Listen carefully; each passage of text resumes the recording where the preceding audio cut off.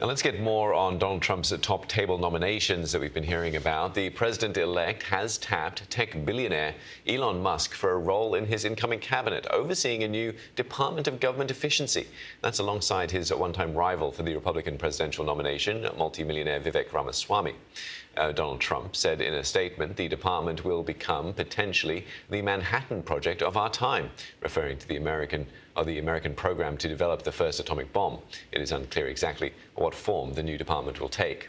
Now, Mr. Trump also plans to nominate South Dakota Governor Kristi Noem to be his Secretary of Homeland Security, and to nominate TV presenter and Fox News host Pete Hegseth as Defense Secretary, as well as former Director of National Intelligence John Ratcliffe to be Director of the CIA. Now, to discuss these appointments, I'm joined by our North America correspondent David Willis. David, let's start with that Musk-Ramaswamy pick from Donald Trump for that incoming Department of Government Efficiency. Tell us more.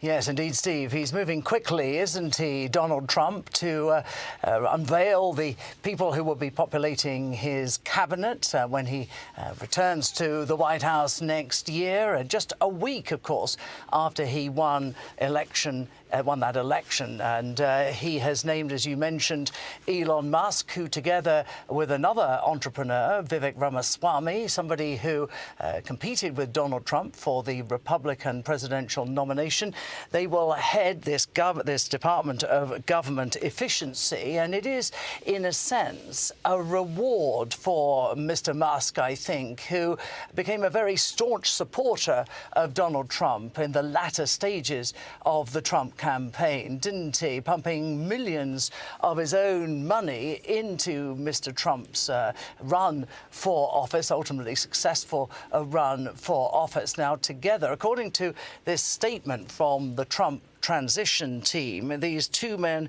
will dismantle bureaucracy, cut wasteful expenditure, and create an entrepreneurial approach to government. Now, government spending in this country is thought to amount to around $6.5 trillion a year, and it's thought that this effort by Mr. Musk and Mr. Ramaswamy could lead to the loss of quite a few jobs in the federal government, Steve.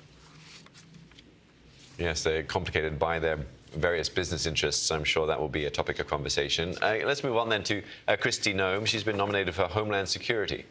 That's right, and she is a hardliner, a long-time hardliner, as far as immigration policy is concerned. She's the South Dakota governor currently, and with the other people who are looking to take on the challenge, a central challenge to the Trump campaign of immigration, people like Stephen Miller, who his appointment hasn't been formally announced yet, but he's widely thought to be Deputy White House Chief of Staff, and somebody who, of course, has been seen as the architect of that controversial policy during the first Trump administration, which separated thousands of migrants from their parents, and the man who's been named as the so-called border czar, Tom Holman.